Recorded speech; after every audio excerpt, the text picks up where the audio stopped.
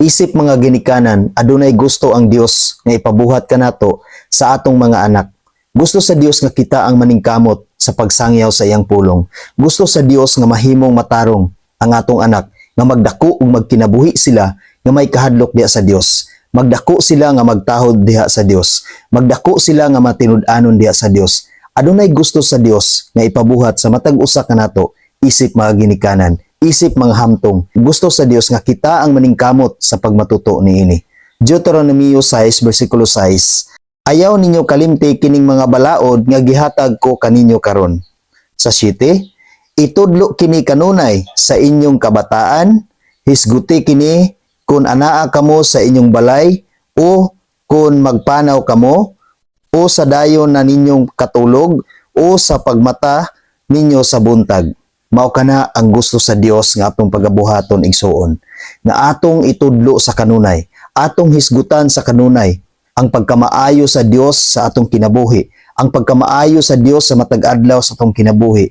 Kung unsa ang gusto sa Dios o kabubuton sa Dios nga atong pagabuhaton, kung unsaon nila pagkinabuhi nini nga kalibutan nga adunay Dios, adunay Kristo.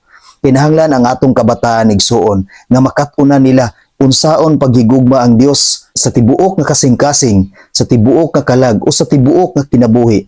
Kinahanglan igsuon nga mabatunan o makatunan gayud kana sa atong mga anak nga magkinabuhi sila nga adunay Dios, adunay Kristo sa ilang kasing-kasing, adunay Kristo sa ilahang tibuok nga kinabuhi, aron magkinabuhi sila nga matarong ug dili sila musubay sa laing dalan, kung dili musubay sila sa dalan paingon diha sa Dios. Wala sila laing subayon nga dalan, wala sila laing nga kahadlukan, kundi ang Dios lang gayod ang ilang kahadlukan ug ilang tahuron.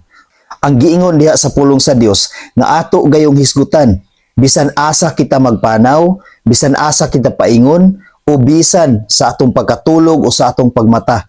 Ang gusto sa Dios nga sa matag adlaw igsuon, ato gayud kining hisgutan. Sa matag adlaw atong ipadayag ang pagkamaayo sa Dios. Sa matag adlaw kinahanglan atong i-share ngadto kanila ang pulong sa Dios.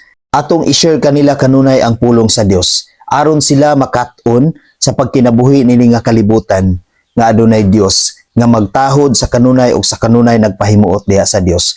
Ug dili lang ni para sa mga minyo o para sa mga kabataan, kung dili alang kini kanatong tanan nga iyang mga anak, nga iyang mga katawhan, nga sa kanunay magkinabuhi kita, nga sa kanunay sa matag adlaw atong pasidunggan ang Dios, nga sa kanunay sa matag adlaw sa atong pagmata o sa atong pagkatulog o bisan asa kita moadto, ang Dios nahimuot kanato, ang Dios anaa kanato.